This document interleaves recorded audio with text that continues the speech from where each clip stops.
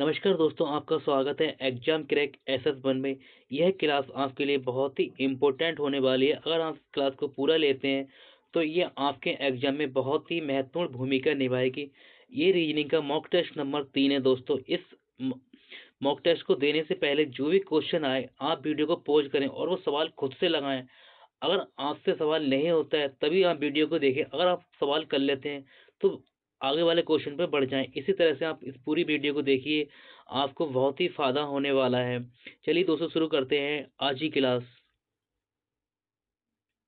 सवाल नंबर पहला, कथन आपके सामने दिया है।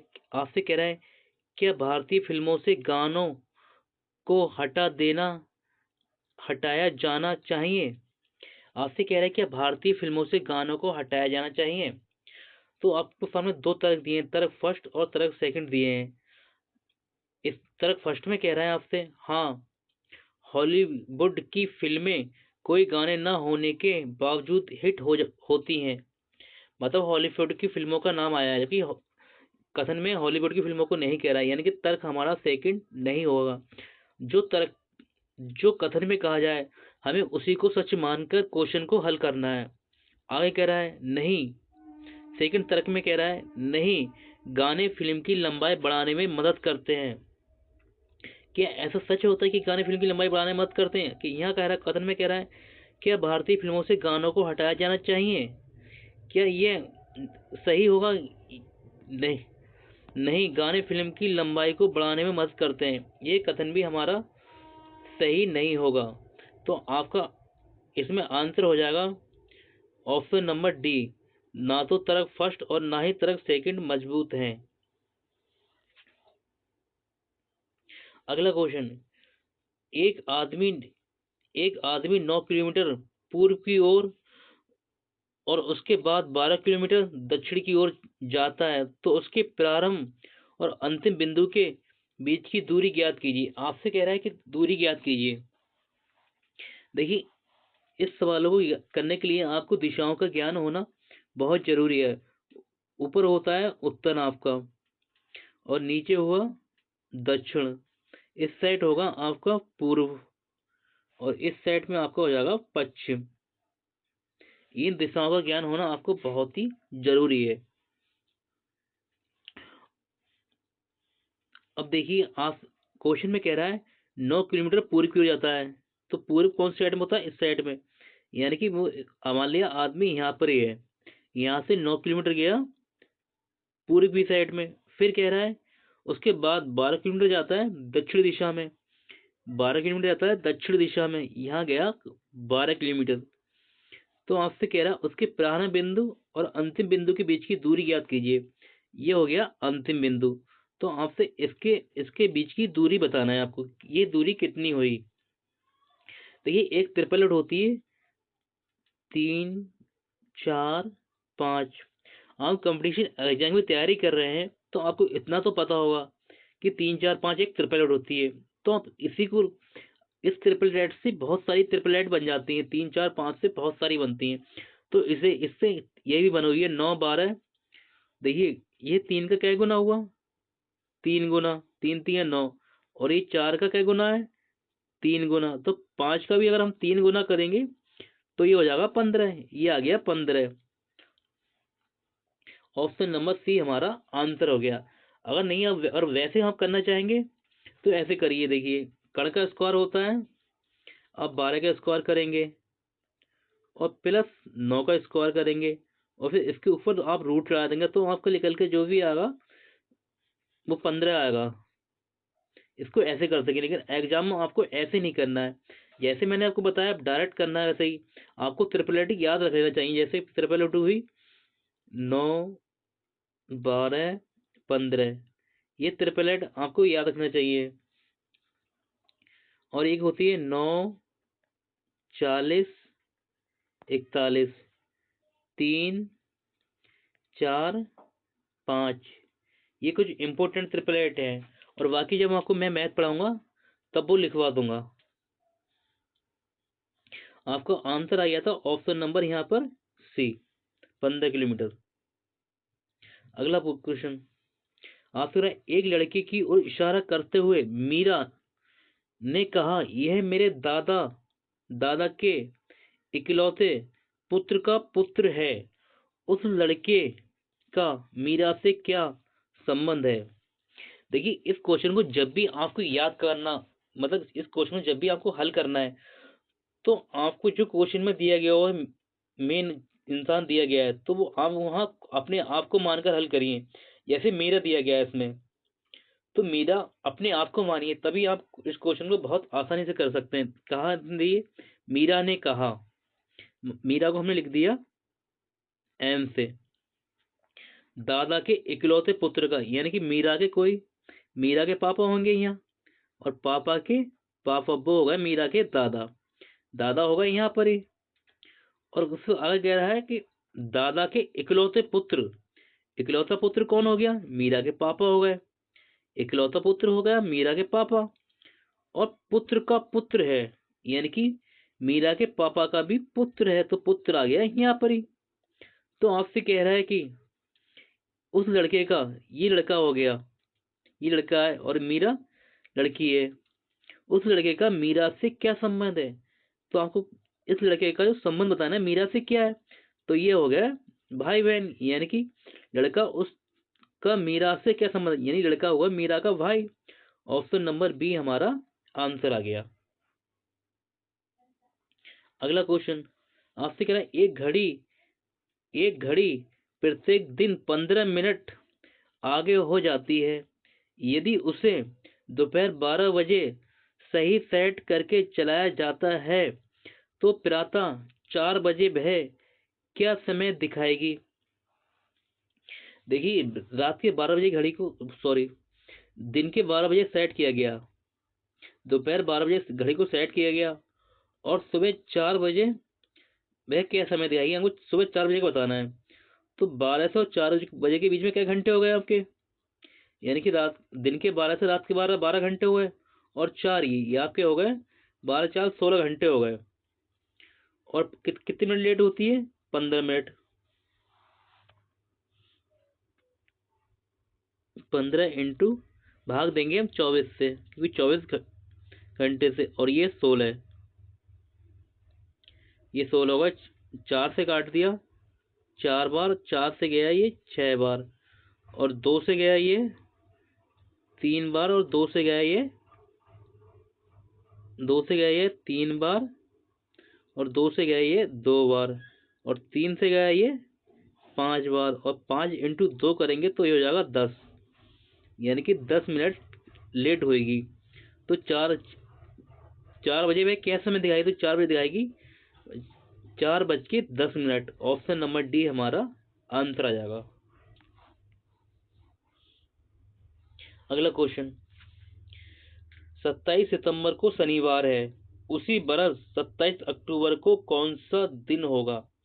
देखिए, 27 सितंबर को शनिवार है, 27 सितंबर को शनिवार है, तो आपसे पूछा है 27 अक्टूबर को कौन सा दिन होगा, ये आपको बताना है।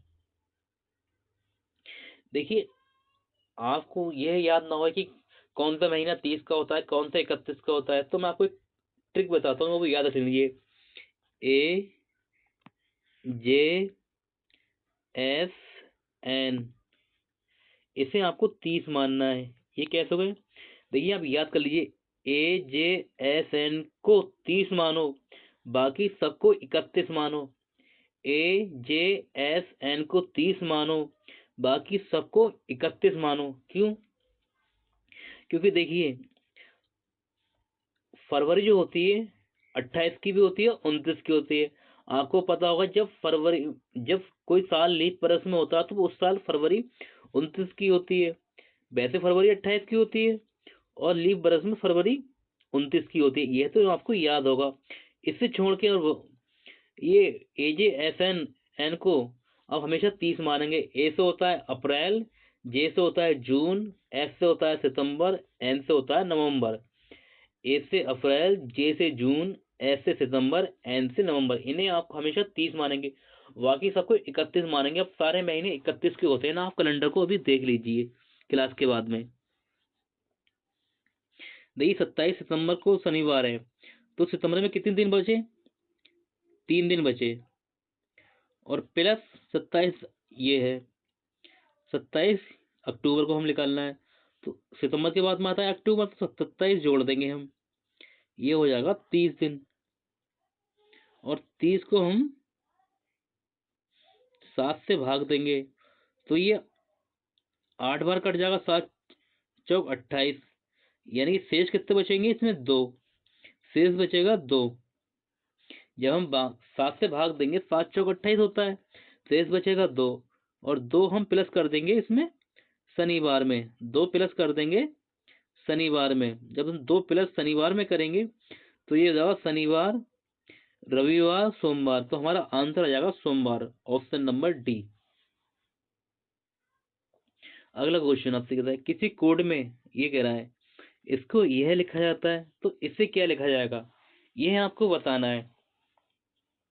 देखिए लंबा चौड़ा शब्दों को देख कर आप डर ना जाएं, डरना मत कभी भी, बस आप अपना दिमाग लगाना। देखिए यहाँ एम है, एम आता है 13 पर, एम आता है 13 पर, और एन आता है 14 पर, यानी कि इसमें एक प्लस किया गया है, प्लस किया गया है एक, प्लस किया गया है इसमें एक, प्लस एक किया गया है, तो हम यहाँ आर में प्लस करेंगे, आर आता है 18 पर, जब इसमें एक प्लस करेंगे तो 19, 19 पे आएगा एस, एस सभी में है, यानी कि एस सभी में है। अब उसके बाद में दूसरे में देखिए आई आता है 9 पे, और आई आता है, आई आता है 9 पर, के आता है 11 पे, यानी कि 2 प्लस किया गया हो तभी तो 9 2 11 होता है, तभी 11 पे क्या आया, तो हम ई में 2 प्लस करेंगे, ई आता है 5 पर, 2 प्लस करेंगे 7, 7 पे आएगा जी, तो एस जी। तो हमारे 2 ऑप्शन तो कट जाएंगे, ऑप्शन नंबर ए कट गया, ऑप्शन नंबर वी कट गया, आपके इसमें से या इसमें आंसर होगा। देखिए अब आपको ऑप्शन में देखना होगा, अगर हम लास्ट में जाए तो देखिए यहाँ पर क्या है, लास्ट में एल दिया गया है और इसमें डी दिया गया है। दोस्तों ये तरीका सिखा रहा हूँ मैं आपको, क्वेश्चन को सबसे जल्दी करने का है, वरना आप ऐसे करते रह जाएंगे तो आपका एग्जाम में टाइम निकल जाएगा और आपसे एग्जाम कभी नहीं निकलेगा। ये लास्ट का अक्षर देखिए, पहले आपको ऑप्शन को काटना काटना चाहिए, ऑप्शन को छांटना चाहिए। हमारे पास में 2 ऑप्शन बचे हैं, ठीक है, तो हम लास्ट में देखते हैं। ये लास्ट में एफ है, एफ आता है 6 पर, और ये लास्ट में एन है, एन आता है 14 पर, यानी कि यहाँ एफ 6 पे आया, एन 14 पे आया, तो क्या कितने जुड़े होंगे इसमें, 8 6 14 होता है, यानी कि इसमें 8 प्लस किया है एफ में, ये एन बनाने के लिए प्लस 8 किया गया है। देखिए क्योंकि एफ 6 पे आता है और एन 14 पे आता है, जब हम 8 प्लस करेंगे तो 14 जाएगा, और हम इसमें 1 2 3 4 5 6 7 8, और इसमें ही हम डी में 8 प्लस करते हैं, डी में हम प्लस 8 करें तो क्या होगा, 8 4 12, 12 पे आता है एल, 12 पे आता है एल, एल दिया गया है ऑप्शन नंबर सी में, यानी कि हमारा राइट आंसर आ गया ऑप्शन नंबर सी।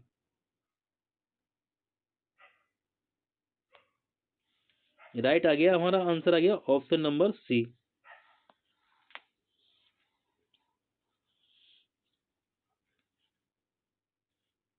अगला क्वेश्चन, यदि पानी को भोजन कहा जाए, इस क्वेश्चन को हम लास्ट में पढ़ते हैं।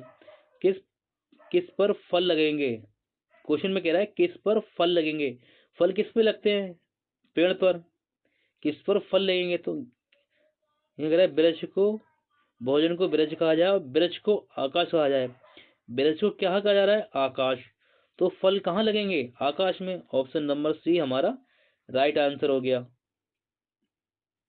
अगला क्वेश्चन, आपको ये बताना है कि क्वेश्चन मार्क की जगह पे क्या आएगा, ये बताना है। देखिए अगर हम ध्यान देंगे तो ये लाइन को ध्यान से देखेंगे, 6 6 36 होता है, यानी 6 इंटू 6 करेंगे हम तो ये हो जाएगा 36, इसी हिसाब से ये करें, 7 इंटू 6 करेंगे, 7 6 42, ये 42 हो जाएगा। अब बचा 9, अगर हम 9 इंटू 9 इंटू 6 कर देंगे तो 9 6 होता है 54, देखिए इस स्थान पे आएगा 54, 54 दिया गया है ऑप्शन नंबर बी। यहाँ पर आएगा 54, यानी कि ऑप्शन नंबर बी हमारा राइट आंसर हो गया। अगला क्वेश्चन आपसे कह रहा है, देखिए इस क्वेश्चन में जो दिया गया है 98, 100, यानी कि यह क्वेश्चन इस तरह से हल होगा। ये आपको सीख लेना चाहिए, ये क्वेश्चन इस तरह से हल होगा। क्यों? क्योंकि बड़ी संख्याएं इस साइड में दी गई हैं। तो देखिए अगर हम इन्हें प्लस करेंगे, ठीक है, अगर इन्हें प्लस करें तो ये जोड़ने पे कभी भी 98 नहीं आएगा, यानी कि हमें इन्हें गुणा करना होगा। अगर हम इन्हें आपस में गुणा करें तो 4 दूनी 8, 11 अट्ठे 88, ये हो गया 88।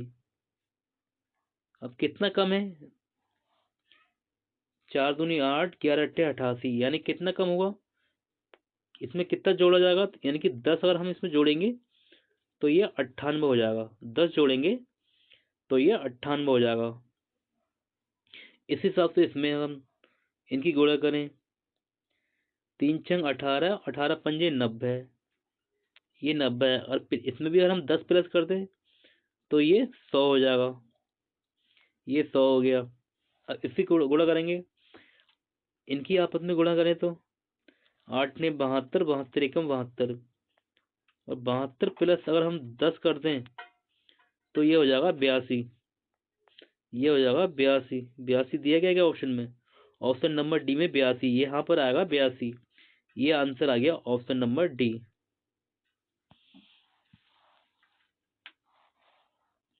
अगला क्वेश्चन, देखिए इस तरह के सवालों को हल करने के लिए आपको हमेशा याद रखना कि आपको सबसे छोटा शब्द ढूंढना होता है कि सबसे छोटा कौन सा है। आपको ABCD का नंबर याद होना चाहिए कि A 1 पे आता है, B 2 पे आता है, C 3 पे आता है, D 4 पे आता है, E 5 पे आता है, F 6 पे आता है, G 7 पे आता है, H 8 पे आता है। इस तरह से आपको याद होना चाहिए, तभी आप ऐसे सवालों को बहुत जल्दी कर पाएंगे, वरना आप एग्जाम में इधर उधर देखते ही रह जाएंगे। देखिए T आता है आपका 20 पर, W आता है आपका 23 पर, और V आता है 22 पर, और X आता है 24 पर, और U आता है 21 पे। तो सबसे पहले कौन सा अक्षर आएगा? सबसे पहले आएगा 1 नंबर, सबसे पहले आएगा 1 नंबर। तो आप 1 नंबर से हमारा क्वेश्चन आंसर स्टार्ट होगा, तो आप इसे तो काट दीजिए, ये 5 से स्टार्ट हो रहा है। अब इसके बाद में टी से बड़ा अक्षर कौन सा है? यू। टी से बड़ा है यू, टी से बड़ा होगा यू। तो देखिए सारे तुम देख लीजिए, W 23 पे आता है, और B 22 पे आता है, X 24 पे आता है, U 21 पे। तो हमारा 1 के बाद में आएगा 5 वाला ये नंबर हमारा, 1 के बाद में आएगा 5, तो 1 5, ऑप्शन नंबर सी हमारा आंसर आ जाएगा। ये होगा क्वेश्चन को बहुत ही तेज करने का, यानी कि हमारे ये कट गए, ये ऑप्शन सी हमारा आंसर आ गया। जब भी एग्जाम में आपको ऐसे क्वेश्चन दिखाएं तो आप ऐसे ही करिए, आपका मैं गारंटी देता हूँ आपका 5 सेकंड में आंसर निकल के आएगा, और सवाल भी आपका कभी गलत नहीं होगा। अगला क्वेश्चन आपसे कह रहा है विषम शब्द बताएं।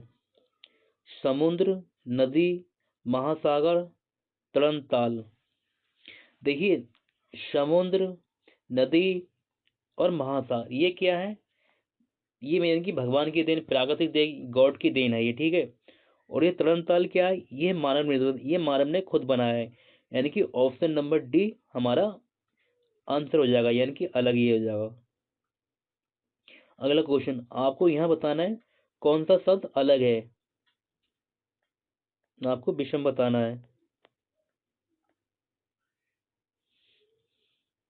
कौन सा अलग है? देखिए 61, 97, और 89, और 51। आप देखते सवाल को 91 अलग कर सकते हैं। कैसे? ये सारी अभाज्य संख्याएं हैं, ये सब अभाज्य संख्याएं हैं। अगर आपको 1 से लेकर 100 तक आवाज आती है तो आप इस सवाल को डायरेक्ट देखते ही कर सकते हैं, 91 पे टिक करेंगे और आगे बढ़ जाएंगे। देखिए DE 10, तो HI क्या होगा? देखिए D आता है आपका, D आता है 4 पर, और E आता है 5 पर, और हम 4 और 5 को जोड़ेंगे 4 और 5 जोड़ेंगे तो 9, 9 में एक जोड़ा तो 10 हो जाएगा इस हिसाब से। और 8 एच आता है 8 पर, आई आता है 9 पे।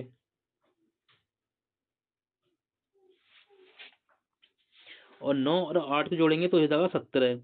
और 17 में +1 करेंगे तो ये हो जाएगा, 17 में 1 प्लस कर दें तो ये 17 में +1 करेंगे तो ये हो जाएगा 18। 18 हमारा ऑप्शन में नहीं है। देखिए इस तरह से करें आप। डी और ई, डी आता है 4 पर, 4 प्लस ई आता है 5 पर, और इस 4 5 होते हैं 9 प्लस इसमें 1 कर दे तो ये हो जाएगा 10। इस हिसाब से एच आता है 8 पर और आई आता है 9 पर, और प्लस इसमें 1 करें तो ये हो जाएगा 18। 18 हमारा ऑप्शन में नहीं है, यानी कि ये हमारा आंसर, ये तरीका हमारा गलत है। अब डी आता है 4 पर, 4 पर, ई आता है 5 पर, और हमें इनमें इनको गुणा करें और 2 से भाग दे दें। 2 से भाग दिया तो ये 2 आया, और 2 पंजे होता है 10, यानी कि ये आ गया 10। और इसी हिसाब से इसमें करें। एच आता है 8 पर, 8, और आई आता है 9 पर, और हम इसमें 2 से भाग दे दें तो 2 चौक 8, 9 चौक 36, ये आ जाएगा आपको 36। ऑप्शन नंबर सी हमारा राइट आंसर हो गया। अगला क्वेश्चन आपसे कह रहा है 41 से 4 बना है, 41 से 4 बना है तो 37 से क्या बनेगा। अब 4 आप कैसे बना होगा, सवाल को देखते ही कर सकते हैं। अगर 4 और 1 को गुणा करेंगे, 4 इंटू 1 करें तो चीज 4 हो जाएगा। इसी हिसाब से 3 इंटू 7 करें तो ये 21 हो जाएगा। 21 ऑप्शन में है क्या, ऑप्शन नंबर बी हमारा आंसर आ गया। देखिए ऐसे सवाल को हल करने के लिए हमें सबसे पहले गिनना पड़ता है कि कितने शब्द दिए गए हैं। 1 2 3 4 5 6 7 8 9 10 11 12 13 14 15 16 17 18, यानी कि शब्द दिए गए हैं 18। अब देखना है मिनिमम लेटर कितने हैं इसमें 18 में। एम है, एल है, एन है। एम एल एन यानी कि 3 ही दिख रहे हैं, तो इसमें भाग देंगे हम 3 से। 3 का भाग चला जाएगा, 6 का चला जाएगा, और 9 का भी चला जाएगा, और 18 का भी चला जाएगा। लास्ट 18 का भी चला जाएगा इसमें, 18 का ही भाग चला जाएगा। लेकिन हम 3 अक्षर दिए गए हैं तो हम सबसे पहले 3 का ही भाग देंगे। इसमें 3 भागों में हम इसे बांट लेंगे।